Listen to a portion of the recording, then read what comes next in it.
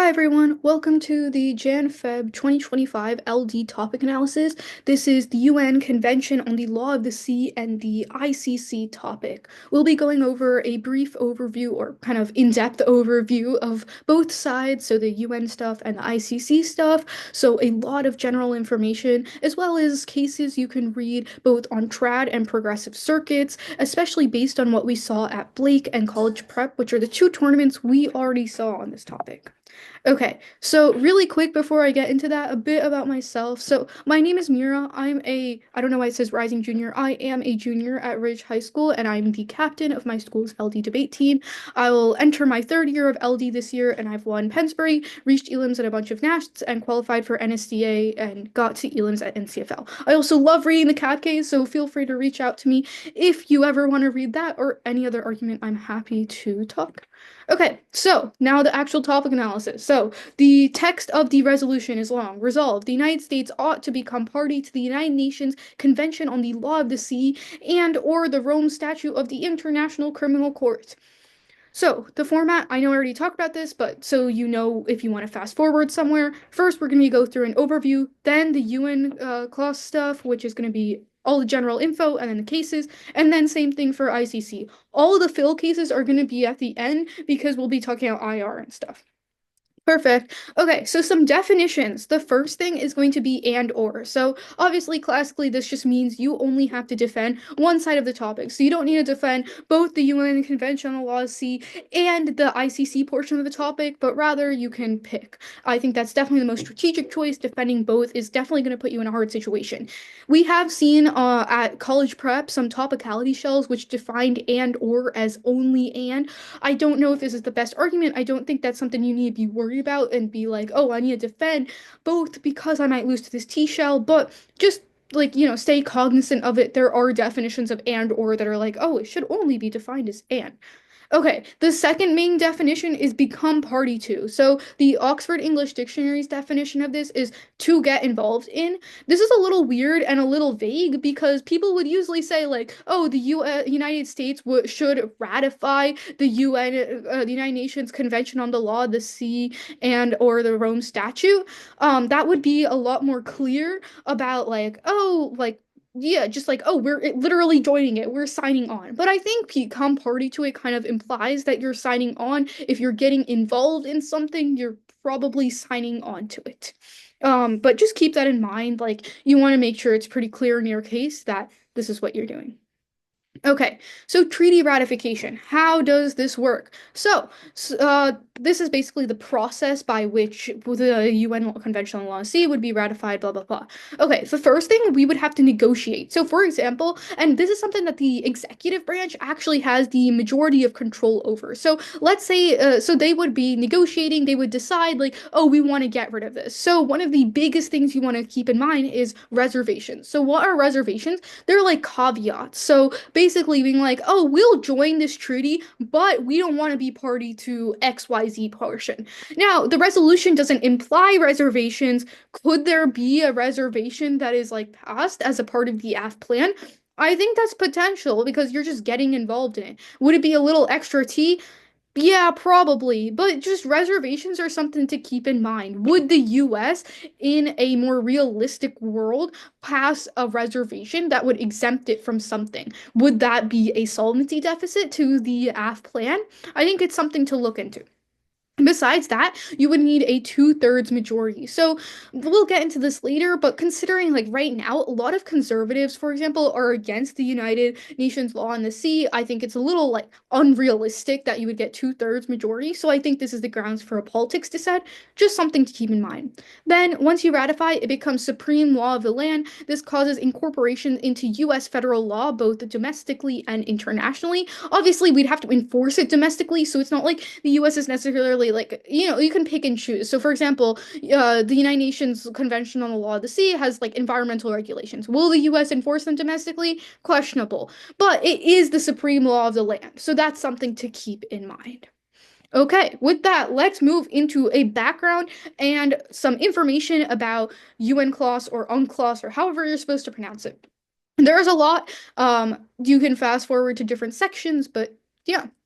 Okay, so some general stuff. If you want to find cases online, if you're someone who likes to learn from the wiki, check College Policy 2014. Honestly, I just searched up UNCLOS on OpenEv and I found a ton of stuff from 2014 on the AF and NEG, so it could give you a lot. A lot of it is a bit outdated, so like you don't want to take it, but if you want to gain an idea of like what people read, I think that's definitely a good idea. Okay, so overview. What is UNCLOS? So UNCLOS is the regime of law and order regarding the world's oceans and seas and their resources. Basically, laws about the ocean. Almost like the name says that.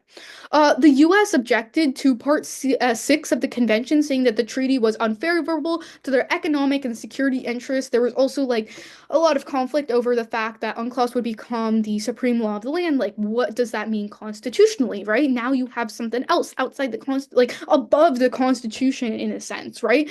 So that would be really important. That's one of the main reasons we've objected to it. It's been ratified by 170 parties, including the EU, India, Mexico, and China. The UNCLOS has a body called the Institutional Seabed Authority. That is what makes all the decisions. So this is not controlled by the UNSC, the United Nations Security Council. It's kind of controlled by this external part of the UN. So it's part of the UN, but it's like kind of a little separate. This is a multilateral organization with a council with 36 members who like vote on what happens, and then it has an assembly of like one member from each of the countries, I think, and they advise the council. So this means that even if the US were to join, it's not like, oh, the US would have veto power over whatever happens under UNCLOS because it's not something under the jurisdiction of the Security Council. I don't know if that's the right way to phrase it. Okay, some more overview of UNCLOS and the main articles and like segments. So UNCLOS is a lot. The one thing that it does rights over the sea. So it divides up the sea and basically gives different states jurisdiction over different parts of it and saying like, okay, you have a right to do XYZ in this part. So there are four main things you need to keep in mind. So one is the territorial sea. So this is 12 miles from the baseline of your country. This is where you have complete jurisdiction over, and it's like basically a part of your country. Then there's the contiguous zone, which is 24 miles from the baseline. This is where you have limited control. You can like enforce immigration laws, but you don't have complete jurisdiction.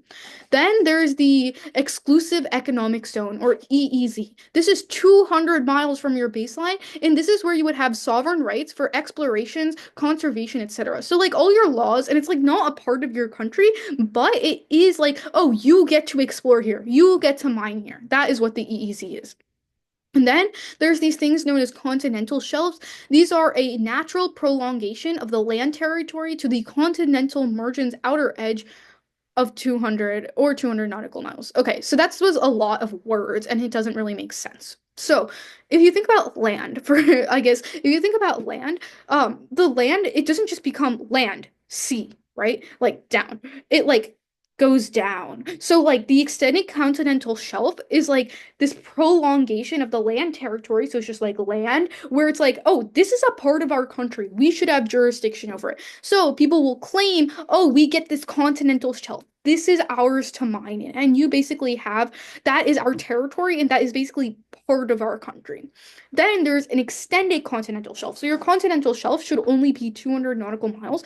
But then you can claim that, like, oh, wait, we actually have way more that's like a natural prolongation of our land. So that should also be a part of our continental shelf. So I'll get into this later, but the US actually claimed, even though it's not a part of UNCLOS, that up to the Arctic is or like not up to the yeah up to the Arctic is part of its extended continental shelf, which is over 1 million square kilometers. So they have been like, oh, that is a part of our country in a way.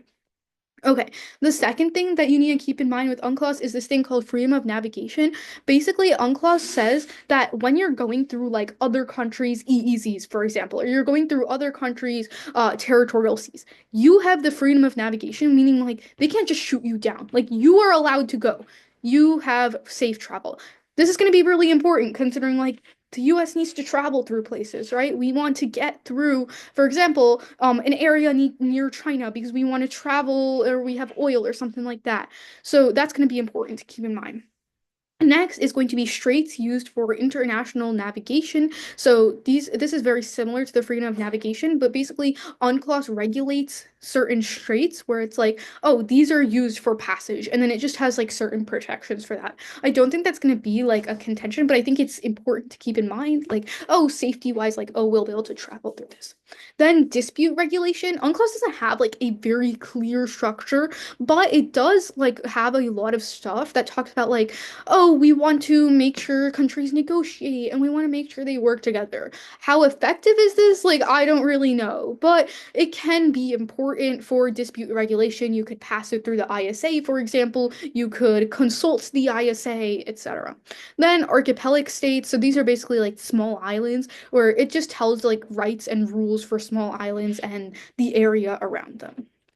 So if you're like, obviously, when you're researching reading UNCLOS is just a pain in the ass, right? It's really long. So you probably want to focus your searches and your search terms on these five. And I would say very specifically the rights over the sea and freedom of the navigation. I don't think the last three are going to be huge based on what we've seen read. So those are the two you want to like, factor into your search terms.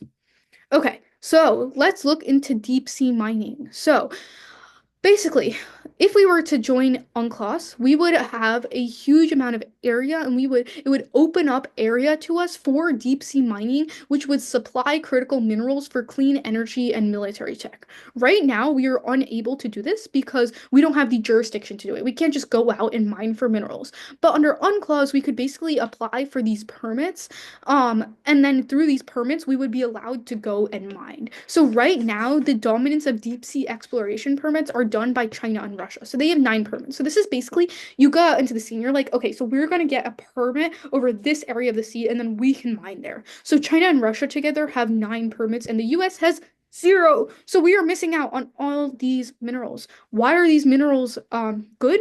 Clean energy. They're needed in a lot of these renewable energy. There's REMs, rare earth minerals, which we need for building solar panels, etc., but also military tech. So I think there's a ton of like ground here for not only climate change, but also military hedge, where it's like China and Russia are getting these things and we aren't. So we're in a bad position. Then there's also this thing called the Clarence-Clipperton zone. What a mouthful.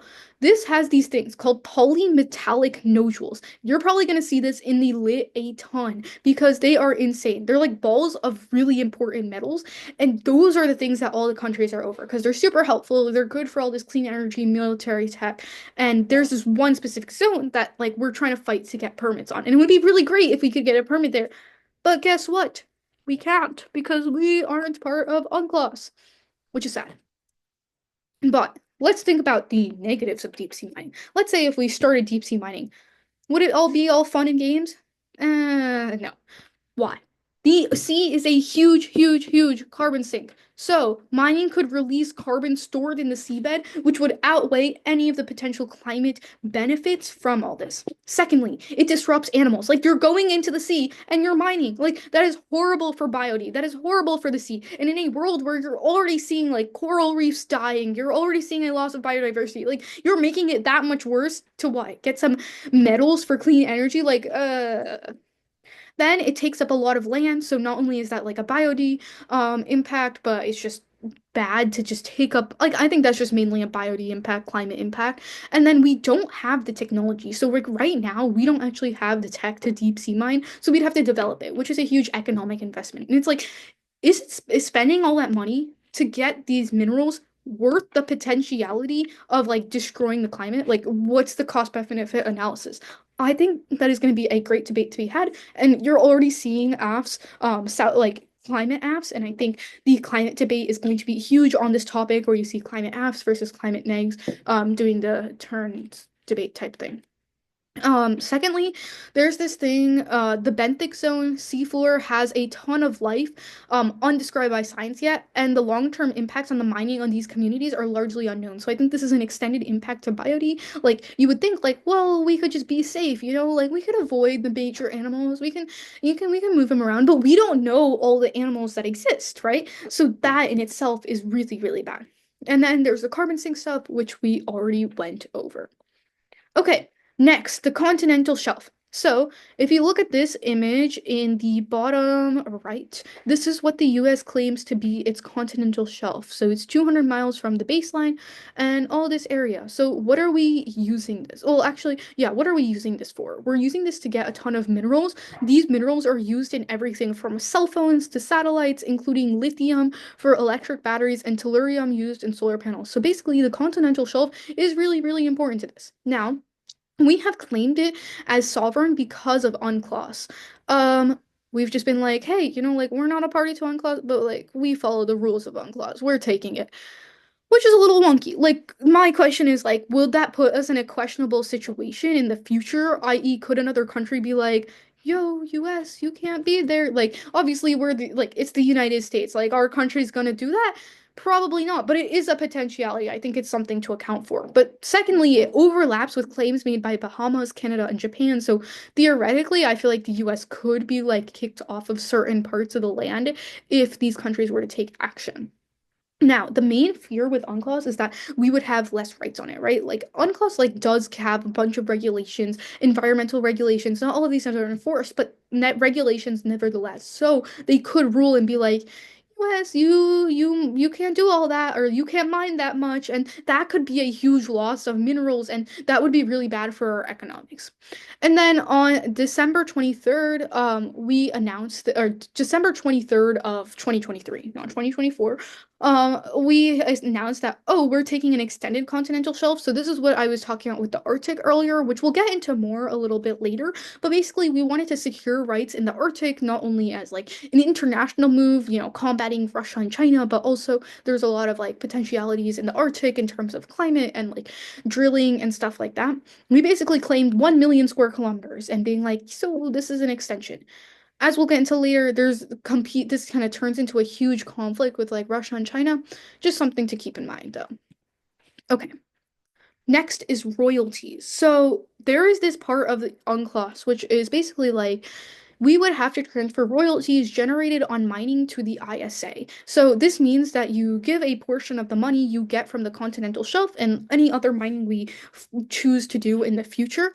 For the first 5 years of signing on, we wouldn't have to pay any royalties. Then it increases by 1% until it caps at 7%. So 7% though is a decent bit of money, right? So we're almost giving away almost 10% of our profits and giving it to the ISA. And what is the ISA doing with the money? Arguably a very good thing, which is they're distributing the money using these things they call equitable sharing criteria, which is basically giving back to countries that don't necessarily have as much. So, A, less developed countries who are underprivileged, but secondly, landlocked countries who don't have access to continental shelves like the US does. So, arguably this is like just this is very good, right? We're giving money to these other countries. Royalties are good for them. It's almost like a form of reparations, which we'll get into later. But the US not happy about this. Senators not happy about this. Private companies not happy about this. So not only does it lay the ground for like politics stuff, but also maybe potentially an economics decide. Because when you consider the fact that we don't have the tech to deep sea mine, we are basically signing onto this treaty so they can take away almost 10% of our money. I don't know. I don't know. Okay. Now, next topic area is the Arctic. Okay. Whew. Lots of topic areas. Okay.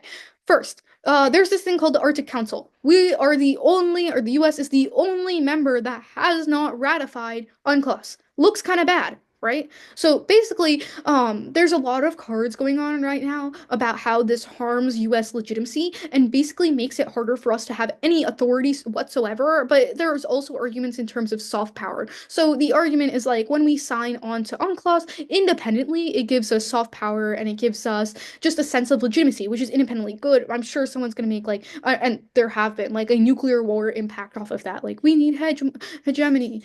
But secondly, it gives us like more abilities to have jurisdiction and have a say. So on the Arctic Council, if it's trying to take actions, the US just kind of looks bad speaking up, having not having been a member of UNCLOS. So there's a lot of arguments going around that saying signing on will allow us to take a lot more actions in the Arctic, in general, not just through the Arctic Council, but in general, we'd be able to just do a lot more. We have a lot more jurisdiction.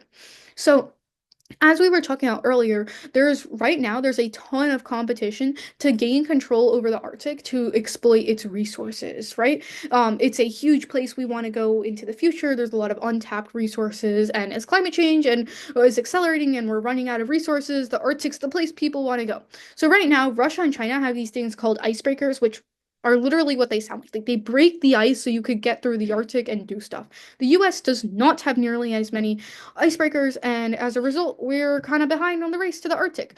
The US has tried to lay claims to the Arctic and been like, this area is ours, but Russia and China has been saying that, like, oh, you have no legal standing, we're taking over this part. So this has also been bad in terms of the US's quote unquote like extended continental shelf because the US tries to extend it, but it's like, yo, you don't actually have the jurisdiction. Like, you haven't signed on to UNCLOS. So that's becoming like a very tense scenario right now, but it's also meaning that in the future, we're not really going to have much jurisdiction and say over the Arctic, and we're not going to have much like control over it because it's currently going a lot to Russia and China. Russia is already like planting flags and like trying to develop over there.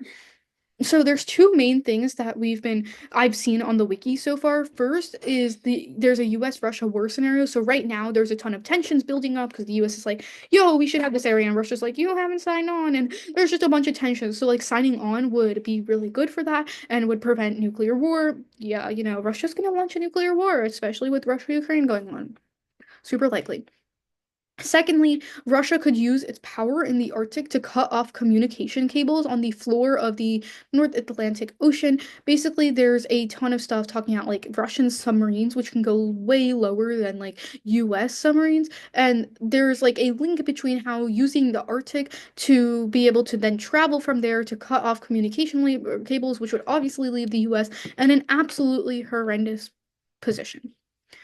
Then there's a warming thing going around right now. I think this is a little tenacious because on one hand, like just exploiting the Arctic, going into the Arctic, that in itself is just really, really bad for the climate.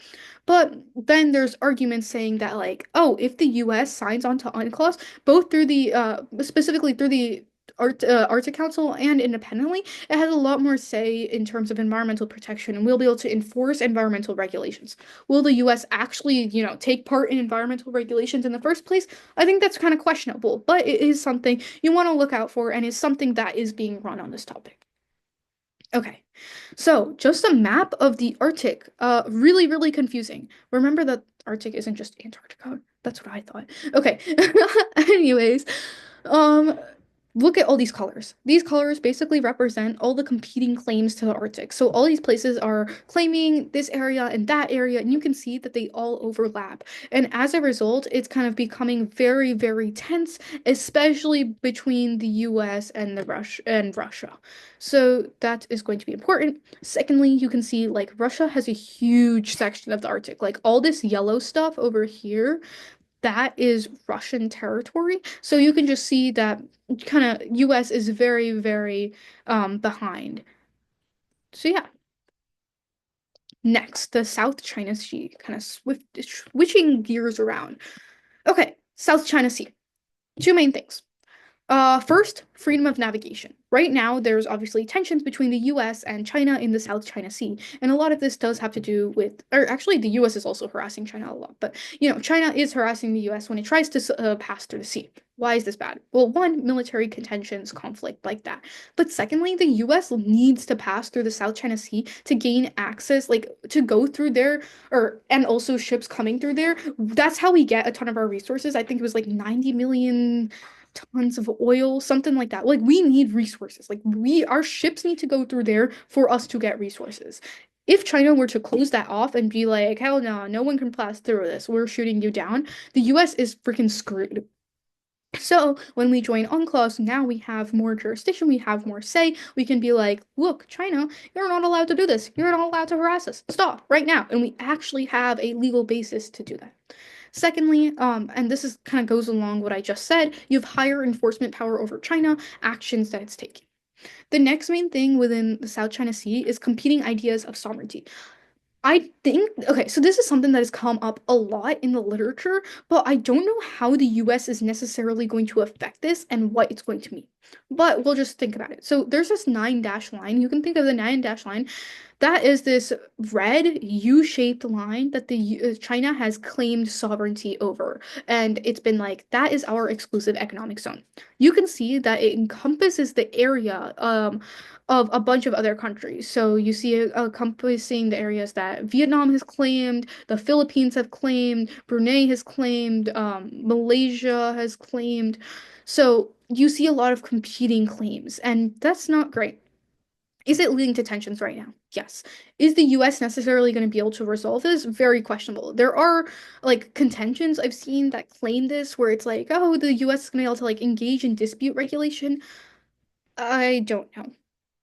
On the other hand, there is an escalation scenario. So there's the argument that when the US kind of signs on to UNCLOS and starts saying shit like China stop harassing us, the US or even if it doesn't say anything, just independently signing on to UNCLOS is going to send a huge warning signal to China, which independently makes China feel very, very scared and concerned and causes them to lash out against the United States. So that is the DISAD you can run on the app. There's the freedom of navigation, enforcement, reducing conflicts, South China Sea, potentially the sovereignty claim. I'm not 100% sure.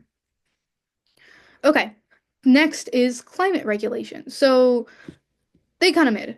I'm not gonna lie. So UNCLOS does say stuff about climate. So it says two like super important things. One, countries have obligations to take all measures to prevent, reduce, and control marine pollution from GHG emissions. Has this been enforced? Like hell no. Like this has not been enforced. Like if this would be enforced, we would not be seeing a ton of like deep sea mining, I guess, and we wouldn't be seeing like China doing a ton of with coal, right? It's not enforced. Could the US potentially use UN like UNCLOS to enforce climate stuff? Maybe. Would they do that? Because then they would seem like a hypocrite because they are also violating all these climate regulations? Like, yeah, probably. So I don't know if a climate app is the most viable, but I think if you are interested in UNCLOS climate regulation, you should look into that. And then you should look into part 12, which talks about states must protect and preserve the marine environment.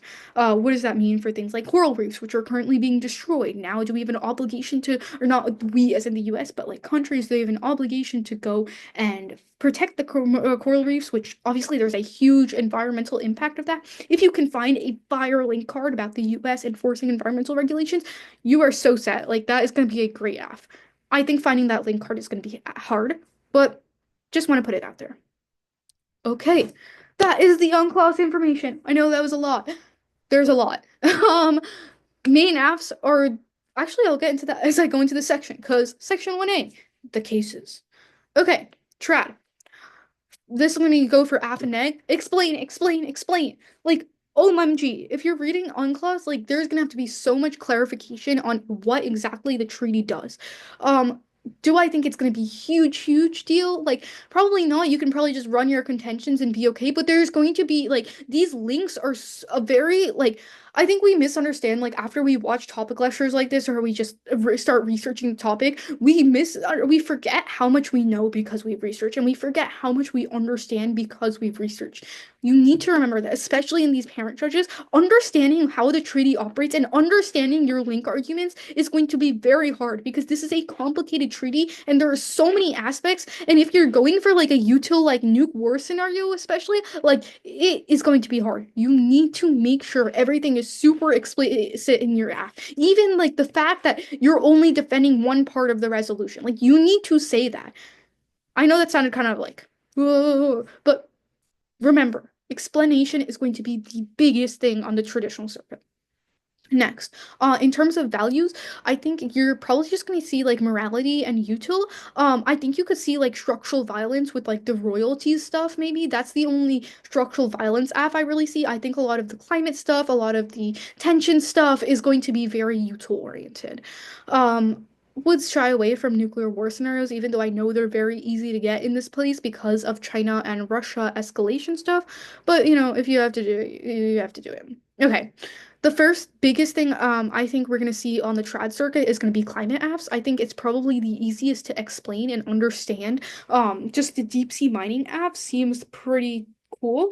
I think you'll also see maybe a South China Sea F. I feel like that might be a little like the link chains may be a little tenuous for a parent judge to buy. If you can do good link articulation, I think you're set. Might be good art. I think there's good Arctic ground over the fact that like, oh, we're competing with Russia right now and we need to lay claims to it in terms of like hegemony. I think that could be an AF. I think you could go, yeah, I think that could definitely be one, as well as like a soft power thing in terms of like legitimacy in the Arctic Council. I think that could be another AF. I think you could also see a lot of like escalation decides. I think that's going to be great on like South China Sea being like, oh wow, you're just really making things worse. Or in terms of Russia and the Arctic, I think you could definitely see some escalation stuff.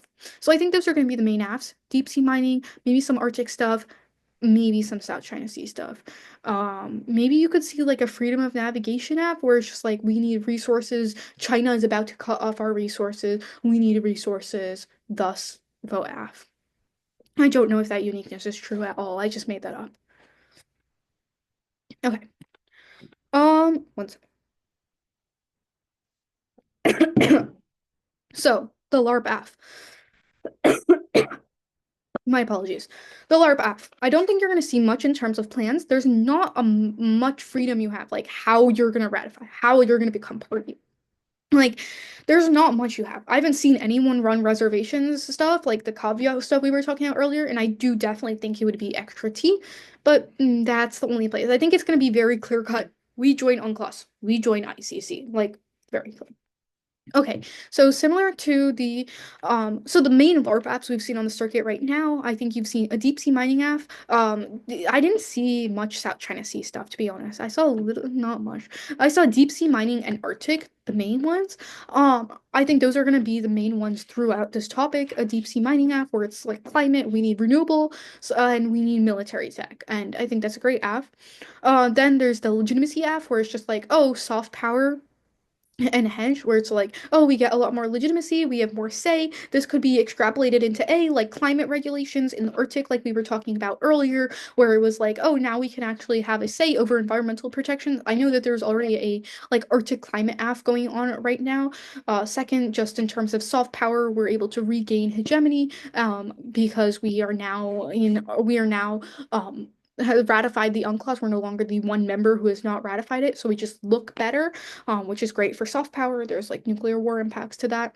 Then you can see a South China Sea AF where it's just like either based on freedom of, I think it would probably be based on freedom of navigation and getting through, stopping the harassment, maybe de-escalating some tensions, maybe we would seem less baseless. Like I know that there's a lot of literature out there about like China and Russia being kind of mad at the US for just being like, hey, we want to enforce this, but having no legal standing. So now you actually now you actually have legal standing, and that can help de-escalate some tensions.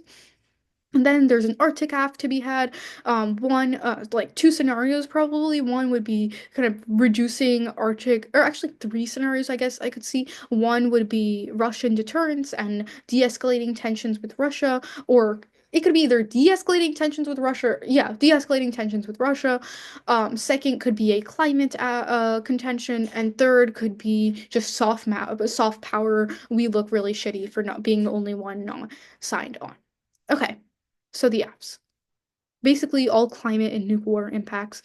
I don't know if you could get an econ app. Like I think deep sea mining is a huge investment. All of this is like a ton of money. Maybe. I mean, I haven't seen anything like that. So probably just gonna be climate, nuclear, hegemony, climate change. Like that's it. Okay, soft left and non-topical affirmative. So, what are we going to see in the critical literature? So, number one, I think there might be a royalties soft left have. So, where it's like a form of reparations, where it's like, oh yes, we give back money to developing countries, a lot of whom we've colonized and treated really shittily. We've treated horribly in the past. Now we're kind of giving them back this money, and that is a form of reparations. In terms of non-T, there's Ks of IR where you're just like, it's bad for XYZ identity to engage in IR. IR is exclusionary towards XYZ identity. We affirm either it would be some sort of like discursive thing, or it could just be a different model, something else, you know. Then so there could be stuff about viewing the ocean. So there's a lot of critical literature, especially within like postmodern authors. I think there's Deleuzian stuff, there's Heideggerian stuff about the way we view the ocean as a resource, and I think there could be critiques of that on the app. And there's a very, very, very good wake work af with the idea of yeah, just there's an amazing wake work af on this topic. Okay, then let's look at a quasi T kappa F. The reason there's so much here is because I think the first couple Fs I've listed here are very like self-explanatory. This one's a little bit more complicated. I think there is a semi-topical kappa F to be had on this topic. There are two paths.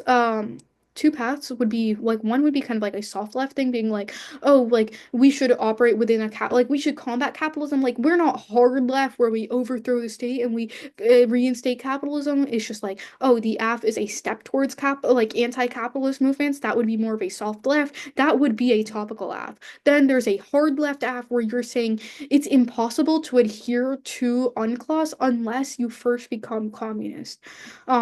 And you can make the argument that become party to means that we should be following UNCLOS. So why is this true? There's this thing called the CHM, or Common Heritage of Mankind.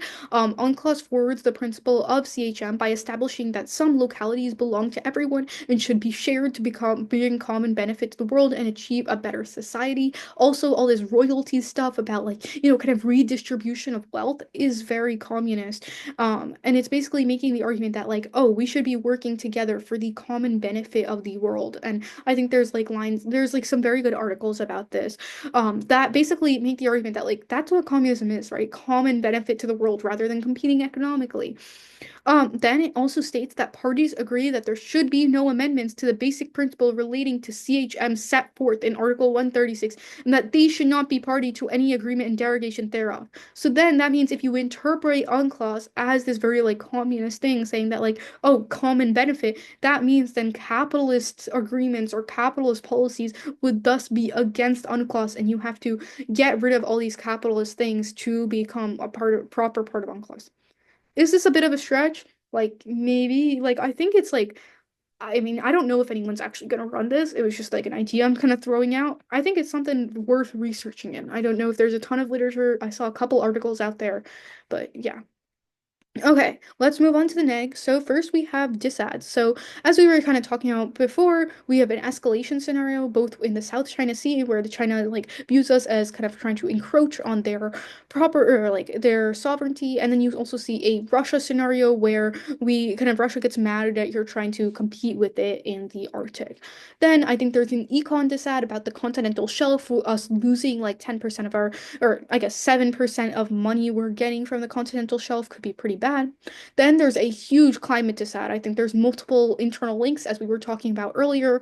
A biod link, drilling, carbon sinks. Obviously, this would all be hinged on the fact that we would actually drill or we would actually deep sea mine post path. So you need to win that we would deep sea mine. And then based on that, like that's really bad for biody. It could release carbon. It could just horribly hurt the ocean, etc. And then there's this funky EU dissad going around, which is basically like turning US soft power. It basically says EU leadership is good. If the US signs onto UNCLOS, you now seem like a better leader and seem more powerful, which makes Europe look worse, and Europe will be mad, and then that like discredits NATO and like or no, I don't know. Not NATO. It just basically EU gets mad and that leads to a whole escalation scenario. Basically, we should let the Europe look good and we should let the EU like look all cool. Then there's a UN provisions bad. So there's basically stuff in UNCLOS that could be, harm the US's domestic sector and things like that. So there's a biotech dissad about how like patent laws and patent regulations under UNCLOS would harm our biotech sector, but we need biotech in order to solve things like climate change.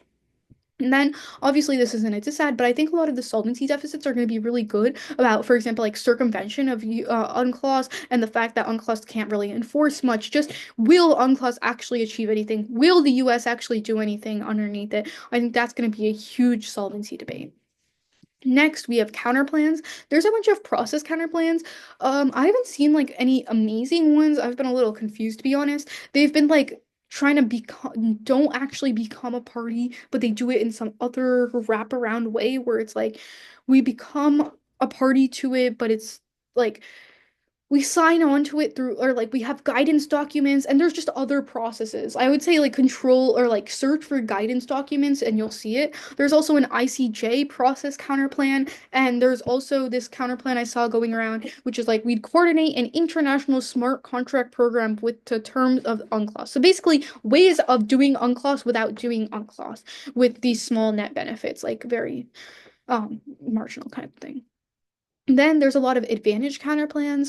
So there was one about like basically, yeah, advantage counterplans are things that we would do instead of the app. We would out kind of avoid some sort of disad, and it would still solve the app. So there's stuff about how through NATO we would expand in the Arctic, which would solve for like any Arctic app, with like avoiding XYZ disad. Maybe you're reading an escalation disad and you're saying that this would avoid it. Then there's like climate stuff, like rather than deep sea mining, we implement XYZ climate policy, or we invest in XYZ climate thing. That solves for deep sea mining. Then there's like a nuclear no first use policy in the Arctic to just like solve for escalation. So I think in general, you're going to see a variety of ways of better solving for tensions, especially with Russia, and solving for climate without deep sea mining. Okay, critiques. So a lot of them are similar to the non-TFs I was talking about because, like, yeah. So first, Cap talking about how UNCLOS is neoliberal, but not just how UNCLOS is neoliberal, how the way it views water is neoliberal, i.e., the way of viewing like water as property, something we can have jurisdiction over, or viewing water as economic, right? Exclusive economic zones. That in itself is capitalist. Then you have Sekol, similar, I think, the way of like viewing water in itself is inherently flawed and bad, but also UNCLOS and I think the UN, you can make the argument, is colonialist. Men views of the water with Heidegger, Deleuze, etc., viewing the water as a resource is bad, and viewing it as a, how do you phrase this? Like something to exploit is kind of bad. Then just critiques of IR. I think a lot of you saw a lot of critiques IR last year on the WANA topic. So I think similar you'd see here like the way we engage in Western IR is bad, House of IR, Fem IR, etc.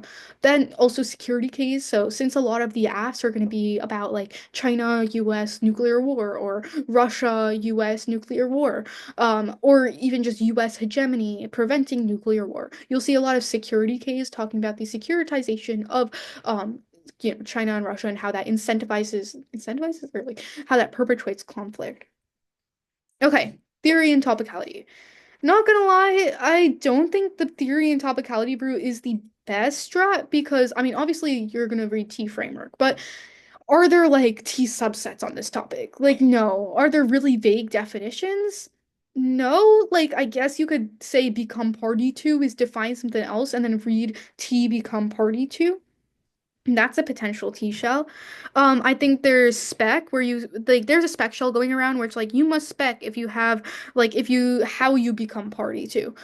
I don't know if there's like a huge grounds violation to that, but I think it is something you could run as like a time suck. I don't know how many 2NRs I see going for spec how you become party to, but I think it's still a viable thing. Then there's and or T, which defines and or as just and. Um, yeah. Okay. Wow. Made it through one clause. Let's go. Next portion of the topic, the ICC. Okay, first, the info. So, big slide, lots of words. The ICC. So, the Rome Statute, which is what the resolution specifically states, gives the ICC jurisdiction over the United States. So basically, now the ICC can prosecute the US for its war crimes. Oh no. Yeah. ICC is, so fun fact, ICC is the only permanent international court that can charge people with crimes against humanity, genocide, and war crimes. So this is really important in terms of like, this is what like we can persecute war crimes. Like if the US joins this, now we're responsible for war crimes. That is good. Then note that the ICC is legally independent of the United Nations, so it's not like it can be directly influenced by the United Nations Security Council. We'll get into how that can be like indirect later, but directly, it's not like the UNSC can like veto a decision made by the ICC. Then the ICC has no police force, so it has no method of enforcement, so it relies on the 124 member states. So this means that like enforcement desads, I think, or enforcement solvency deficits are definitely going to be huge on this topic in terms of like, can the ICC actually enforce anything? I don't know. Okay.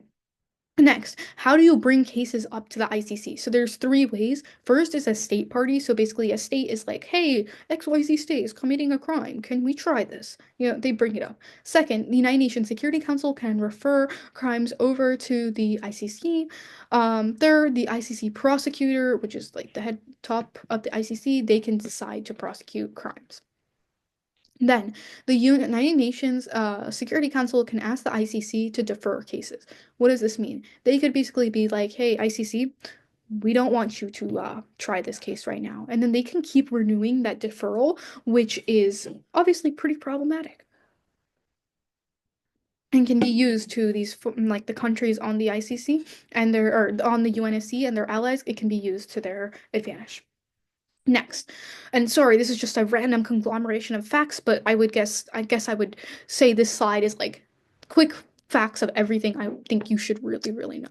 Okay, if a state in a case is not party to the statute, its acceptance is required for the ICC to exercise jurisdiction. So basically, the US, if the ICC was like, hey, US, we want to prosecute you for some war crimes, like in the SQUO, the US would have to be like, yes, you can have jurisdiction over us. Is that gonna happen? You know. So that's why like ratification or joining the or signing on to the Rome Statute is really important. So there's five big countries that haven't signed on to the ICC or the Rome Statute: Israel, Russia, China, US, India. Fun fact, these countries are responsible for a lot of war crimes.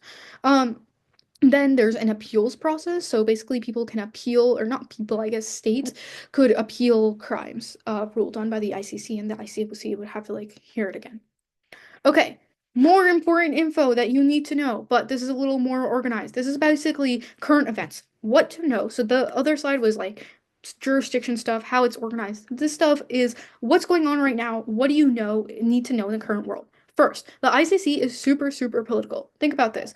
Is a random country just going to be like, excuse me, ICC, maybe prosecute the United States?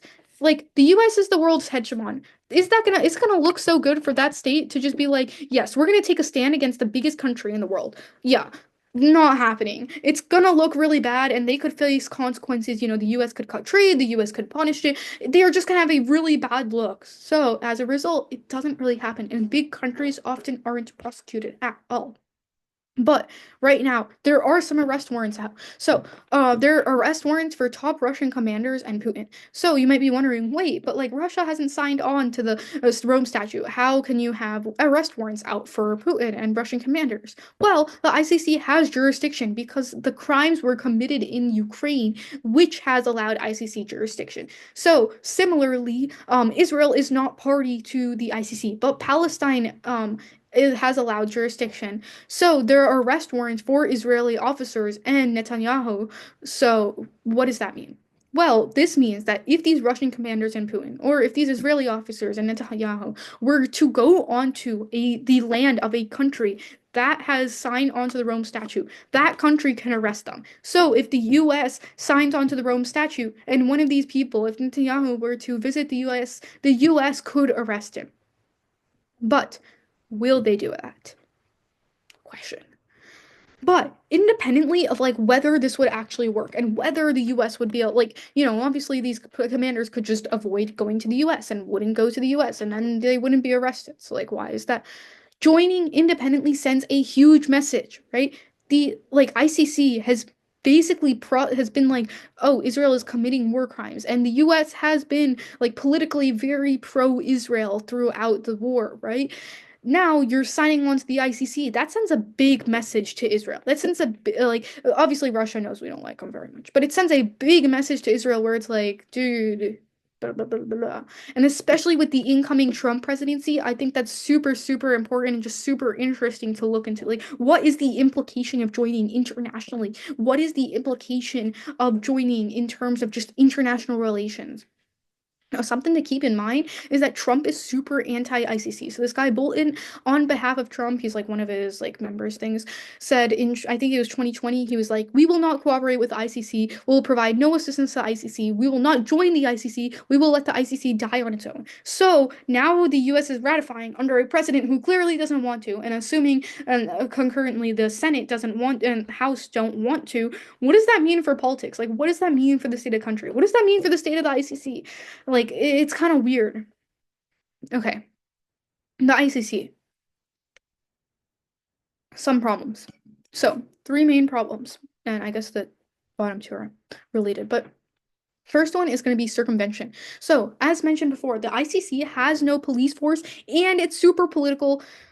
As a result, nothing really gets done, right? They don't really prosecute many crimes. There's a ton of loopholes. There's always delays. Crimes don't even get brought up. The biggest crimes usually aren't even prosecuted. People aren't going to jail. Like, the ICC isn't doing a whole ton, unfortunately. And I think if someone reads an ICC act, the next strat is probably going to be a ton of solvency desads or deficits, any like a circumvention desad. To quote, only 44 individuals have been indicted, with 45 cases currently before the ICC. Further, only 14 out of 45 have resulted in a complete proceeding, and only 9 were convicted. So that just gives you an idea of like how much has been done by the ICC.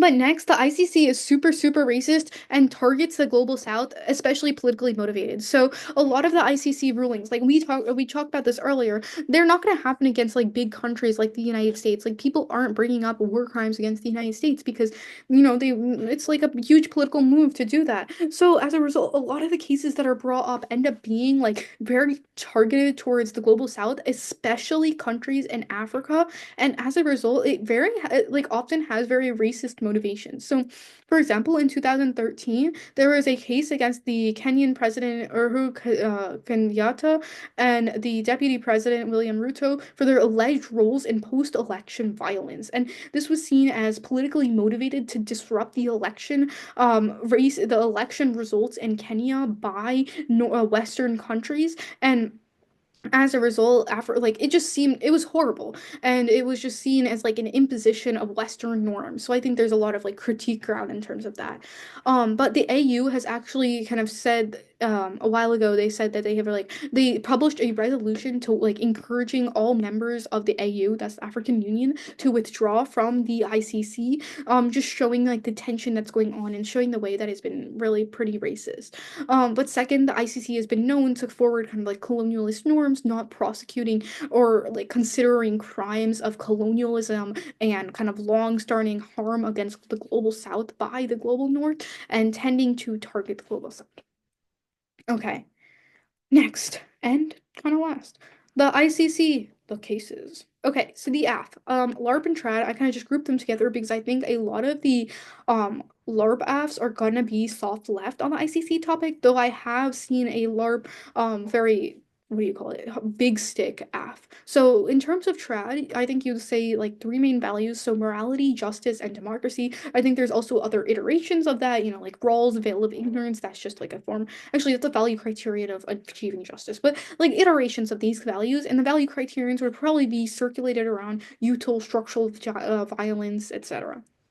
Okay, I think there's like three main AFs. So there's a Russia AF, a soft left AF about like the arrest warrants against Putin and all these kind of criminals. Second, a soft left AF against Israel, as was discussed earlier. And then third, just a US legitimacy AF. So kind of first in terms of hedge, where it's like joining the ICC, increases US legitimacy, helps us look better, which increases hegemony. Or second, the US will be able to influence or convince parties, maybe within convince parties, or the US itself would be able to bring up cases and we would increase prosecutions of other countries. I think I saw a scenario of this with China where it was like, um, either China will self-investigate or the US will do it, and this kind of cuts down on things.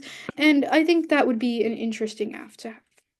Okay, disads and counter plans. So, honestly, because this topic, I think so. Basically, the circuit tournaments we had, the very progressive tournaments we had college prep and Blake. Most apps were very UNCLOS centered. I only saw one ICC app, That was like on the LARP side.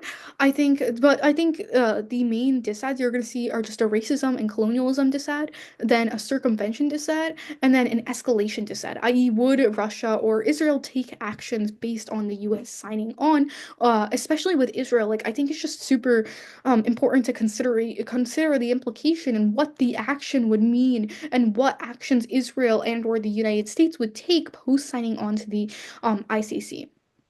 And then, in terms of counterplans, I only saw one main counterplan, which was the ICJ counterplan. I think it was just using the ICJ instead of the ICC due to some dissad with the ICC. Obviously, the ICC is the only international court which can kind of prosecute some certain things like the wars against crimes against humanity. So that is like, I'm not sure how well the counterplan does. I think you could see other counterplans about using other international bodies to, prosecute certain crimes or take a stand against certain things or increase legitimacy rather than signing on to the ICC. So probably a form of advantage counterplans. Probably not too many process counterplans because I'm not really sure how you could sign on to the Rome Statute in a different process or become party to the Rome Statute in a different process. Okay, next is critique. So set call is going to be huge because obviously, as we were talking about earlier, the ICC is inherently very, very colonialist. Next, the cap K, because the ICC, you could say four words like neoliberal norms. Its rulings are kind of tend to be neoliberal, used to protect the market and used to protect property rights over prioritizing social values. So those are all the links into cap. Then there's just critiques of international relations similar to the UNCLOS topic. I think there's probably going to be a lot of like generic IRKs going around, but this could be specific to the ICC as well. Then the anti-blackness link is pretty kind of big on this topic. And, like, I think there's a variety of links. You have your generic links that are kind of read on every topic, but also the fact that the ICC is very, very anti-black. Okay, next. Fill, and this will be the last section, so we're almost there. You've almost made it. The fill section. I'm not the biggest expert in fill, just to preface this. If you are a fill debater, I would highly, highly, highly recommend you reach out to other fill debaters. Could be on like the EIF Discord, could be through other forensics Discords, or just email, etc. Lots of people would be happy to help. But let's go into what we do have. So I think a lot of it flows neg because of coercion. So you're basically, so like Kant, Hegel, etc. You're basically forcing the U.S. to give up jurisdiction. You're saying that the UN now has, or the ICC now has like greater jurisdiction is like the supreme law of the, just in terms of UNCLOS, it would be the supreme law of land. I think this is a form of coercion. I think this is a form of kind of, yeah, just taking away US rights. So I think a lot of Phil stuff would negate. There's obviously the polling app where you could be like polling affirms because the majority of people do want us to sign on to the ICC. I'm not sure. I haven't seen actually research polls on UNCLOS. I did research polls on ICC and it definitely affirms. Um, and the third thing I've seen is like compulsory for inclusion in the social practice, which is this kind of strange fill framework that's basically about kind of like in like every party, every country must be a party to this what are these international treaties for them to be like a social practice, right? You must be included in the social practice, and that is something that's on the app. Okay, so that's what I have for Phil. Thank you so much for listening. Feel free to reach out on the EIF Discord if you have any questions. I hope this was helpful, and I hope you have an idea of some things that could be run on this topic. Thanks so much for tuning in.